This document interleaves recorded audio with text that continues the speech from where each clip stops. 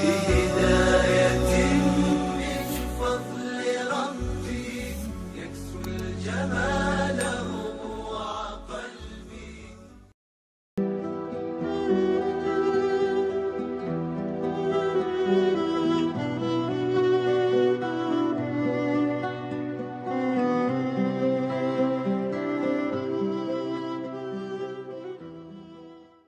Berapa banyak orang yang sakit, la yusibul mu'min min nasabin wala wasabin wala saqamin wala syaukin yashtakuha.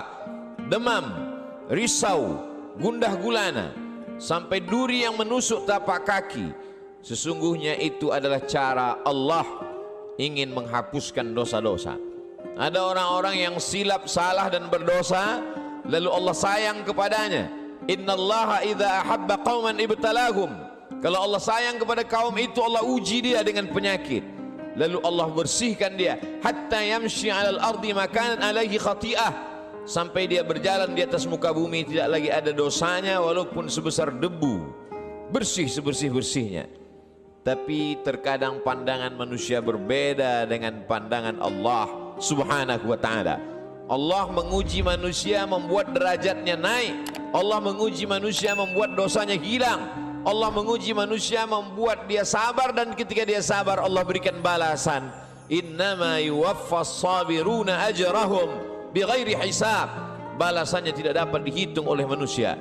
Tapi kemudian manusia memandang inilah orang yang terlaknat karena sering sakit. Inilah orang yang terlaknat karena selalu banyak kesulitan, kesusahan dalam hidupnya. Padahal orang yang terlaknat adalah orang yang ketika diberikan nikmat, manusia menyangka itu nikmat, padahal itu hanyalah azab yang tertunda.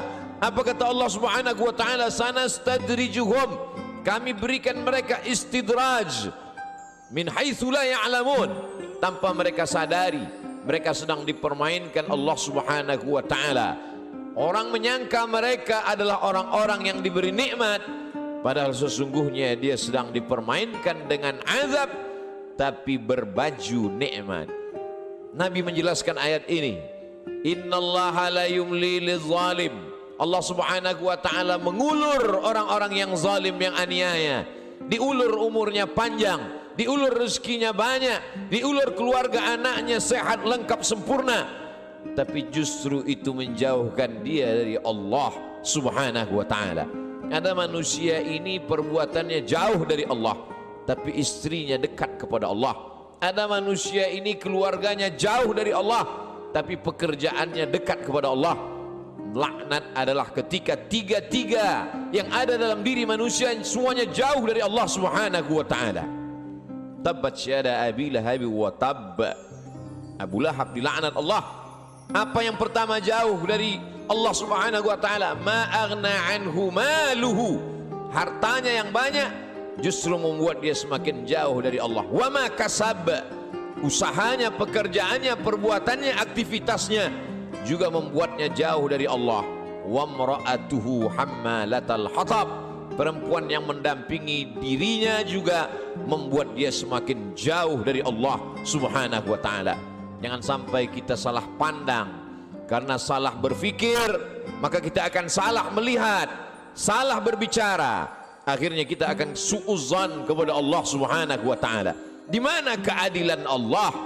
Mengapa orang yang tidak berbuat pahala, tidak pernah berbuat sedekah, tidak pernah melaksanakan salat, badannya sehat, umurnya panjang, rezekinya melimpah? Di mana keadilan Allah?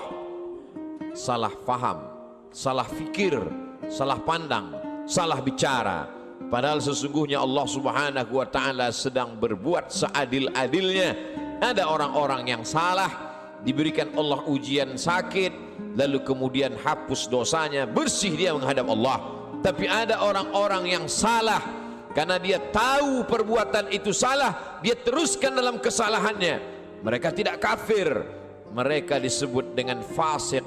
Yudhillu bihi katsira. Banyak orang yang disesatkan Allah, wa yahdi bihi katsira. Banyak orang yang diberi hidayah oleh Allah.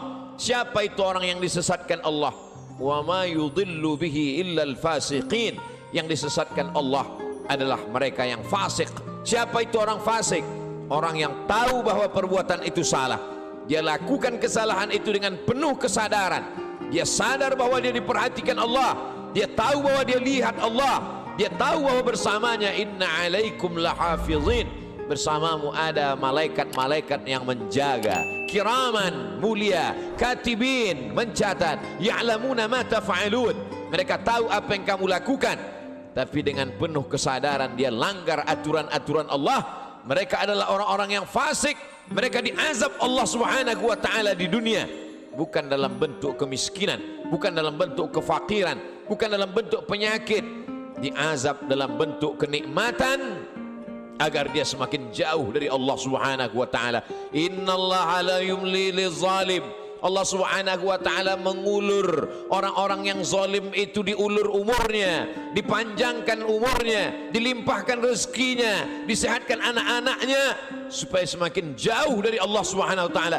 Hatta idza akhadhahu lam yuflithu, sehingga ketika Allah menjatuhkan azabnya ke neraka jahanam nanti, maka tidak ada lagi yang tersisa dari dirinya kecuali hanya layak menerima azab Allah Subhanahu wa ta'ala. Innallaha la yazlimu mithqala dzarrah. Allah tidak pernah berbuat zalim, aniaya, walaupun sebesar biji sawi, sebesar ujung rambut, sebesar ujung tombak, sebesar mata kail pancing, sebesar butiran debu, sebesar tapak kaki semut yang hitam di atas batu yang hitam di tengah malam yang kelam. Tidak pernah Allah Subhanahu wa ta'ala zalim dan aniaya. Lalu kenapa manusia itu masuk neraka? Karena perbuatannya sendiri, karena tindak tanduk dan tingkah lakunya. Karena Allah sudah memberikan dia ala fil jasadi mudghah. Ketahuilah di dalam jasadmu itu ada segumpal. Idza salahat salahal jasadu kulluh. Kalau yang dalam hati segumpal daging itu baik, maka baiklah seluruh jasadmu dari ujung rambut sampai ke ujung kaki. Wa idza fasadat, tapi kalau segumpal itu rusak, fasadal jasadu kulluh, maka rusaklah seluruhnya dari ujung kaki sampai ke ujung rambut. Ala wahiyal qalb, sesungguhnya yang segumpal itu adalah hati. Wa nafsi wa ma sawwaha, demi jiwa manusia dan penciptaannya. Fa alhamaha fujuraha, Allah berikan jalan fujur, jahat, buruk, hitam, bengkok. Wa taqwaha, Allah berikan jalan yang lurus, baik, saleh. Maka kemudian tinggal manusia memilih. Manusia memilih. Qad aflaha man zakkaha, beruntunglah orang yang mensucikan hatinya, lalu dia memilih jalan yang diberikan Allah Subhanahu wa ta'ala. Wa qad khaba man dassaha, rugi sia-sialah orang yang mengotori jiwanya, lalu dia mengotori dirinya, lalu kemudian dia kembali kepada Allah dengan pakaian dosa, lalu kemudian dia heran sendiri melihat dirinya di hadapan Allah. Ya Rab, ma li hadzal kitab, mengapa buku catatan dosa amal perbuatan saya ini la yughadiru saghiratan, semua yang kecil-kecil, wala kabiratan, semua yang besar-besar, illa ahsaha, semua tercatat tertulis dalam buku yang nyata. Allah Subhanahu wa ta'ala berkata padanya saat itu, Iqra, bacalah. Di dunia kita diperintahkan membaca Al-Quran bersama para kiai, guru, abaib, alim ulama. Kita diperintahkan membaca kitab-kitab. Tapi saat itu kita diperintahkan Iqra kitabak, baca buku catatan amalmu. Kafa bi nafsikal yauma 'alaika hasiba, cukuplah itu sebagai alat untuk menghitung segala perbuatanmu. Tapi saat itu apa daya, apa yang dapat dilakukan manusia? Penyesalan tak lagi bermakna. Saat itu dia hanya dapat mengutuk dirinya. Saat itu wasiqal ladzina taqaw rabbahum, orang-orang yang takut kepada Allah, maka dia akan digiring, dibawa ilal jannati zumara, masuk ke dalam surga berjamaah. Sampai di pintu surga, apa kata malaikat menyapa? Salamun, selamat kamu, tibtum, kamu sudah berbuat baik, fadkhuluha khalidin, masuklah kamu ke dalam surga khalidin, kekal selama-lamanya. Mendapatkan salam dari pejabat, mendapatkan salam dari orang kaya, betapa bangga, betapa terhormatnya. Ini bukan salam dari makhluk. Salamun qawlan min rabbir rahim, salam dari Allah Subhanahu wa ta'ala. Jibril pernah menitipkan salam kepada Sayyidatuna Aisyah Ummul Mukminin. Betapa senangnya mendapatkan salam dari makhluk yang tak berdosa, malaikat. Tapi ini salam dari Allah Subhanahu wa ta'ala. Salamun, salam, bersih, suci, tak ada noda dan dosa. min Rabbir Rahim, dari Allah yang tak ada kotoran, subhanahu maha suci, wa ta'ala maha tinggi dari makhluk. Lalu siapa yang mendapatkan salam dari Allah itu? Yang mendapatkan salam dari Allah juga orang-orang yang hatinya salam. La yanfa'u malun, hari itu tak ada guna harta, wala banun, tak ada guna anak, illa man atallaha, kecuali orang-orang yang datang menghadap Allah biqalbin salim, dengan hati yang bersih, dengan hati yang suci. Tubuh manusia penuh dengan kotoran, tubuhnya dari daging, dari darah, dari tulang, dari kuku dan bulu, hancur busuk menjadi nanah, nanah menjadi santapan cacing tanah, kotor, bau, hina, rendah. Tapi kemudian dia menjadi mulia karena hatinya yang bersih mengingat Allah subhanahu wa ta'ala.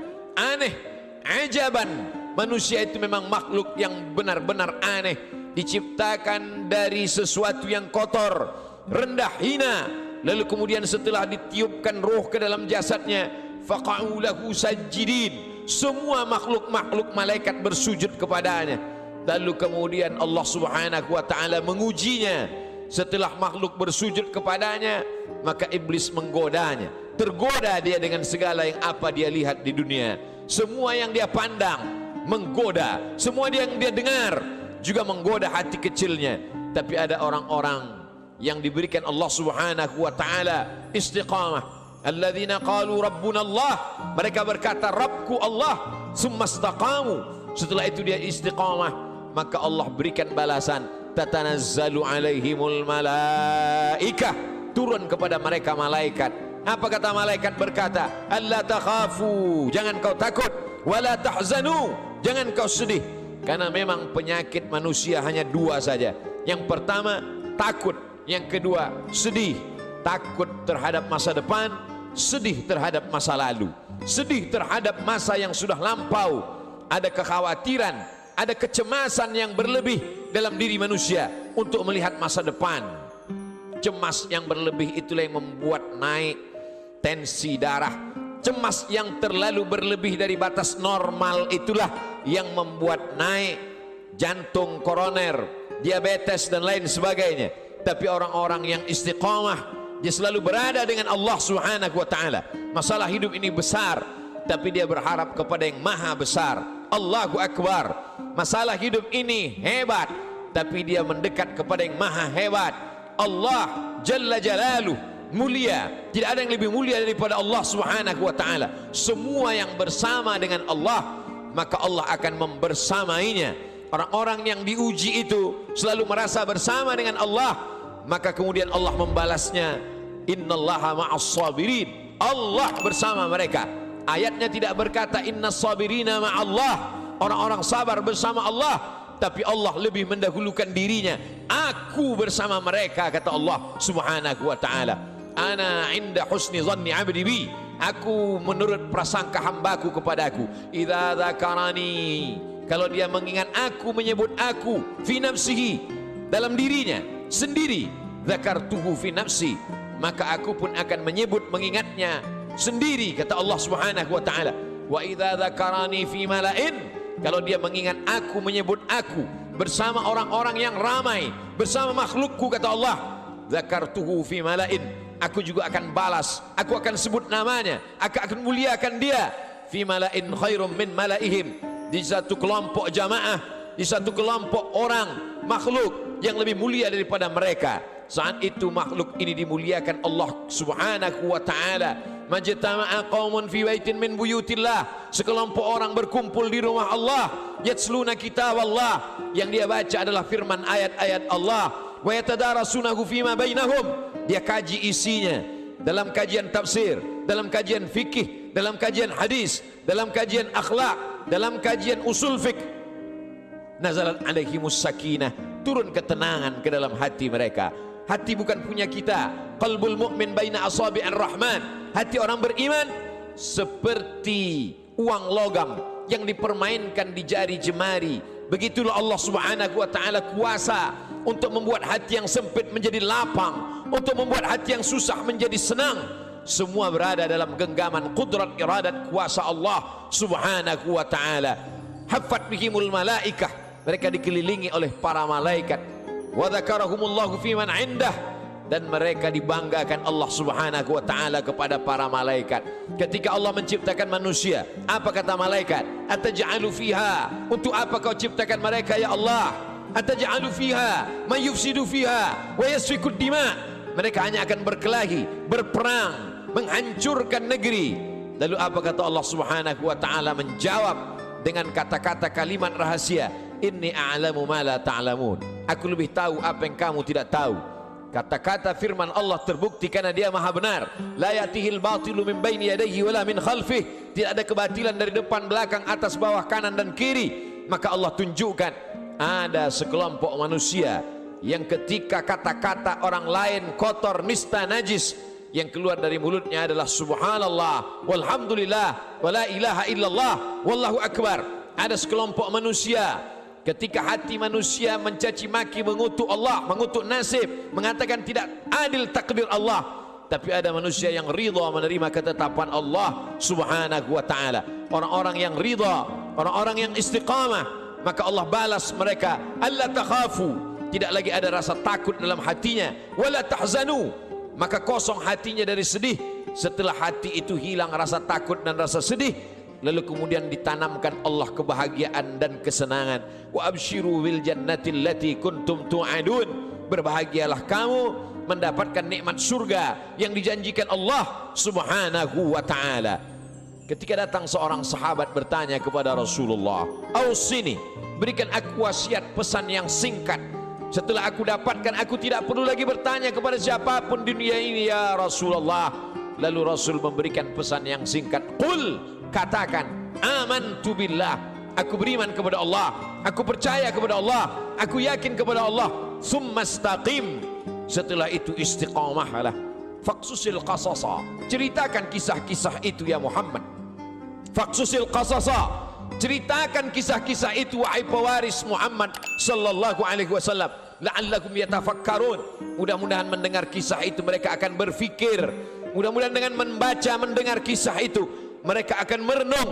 "Afala yatadabbaruna al-Qur'an," mengapa mereka tidak merenungkan isi makna Al-Quran?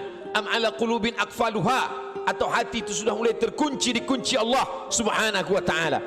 Allah uji Ibrahim alaihi salam, diuji dengan menghadapi ayah yang kufur kepada Allah, Azar, dia tetap istiqamah. Diuji dengan menghadapi umat Namrus, membakarnya dengan api, dia tetap istiqamah. Diuji dengan tidak punya anak, berdoa siang dan malam, Rabbi habli minas salihin, dia tetap istiqamah.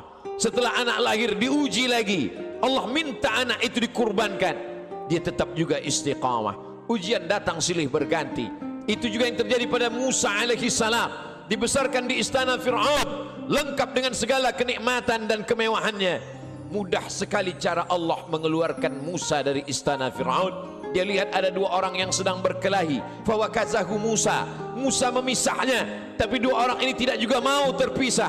Musa memukulnya. Saat itu takdir berkata orang itu mesti mati, dan kebetulan yang mati itu adalah bagian dari komunitas Fir'aun. Nabi Musa takut. Sebenarnya itu hanya skenario cara Allah agar Musa keluar dari istana Fir'aun. Lalu kemudian saat itu tidak ada tempat dia bergantung. Selama ini dia bergantung kepada Asia, selama ini dia bergantung kepada makhluk, selama ini dia bergantung kepada ciptaan Allah. Allah lepaskan manusia dari segala ikatan agar hati itu hanya bergantung kepada Allah Subhanahu wa ta'ala.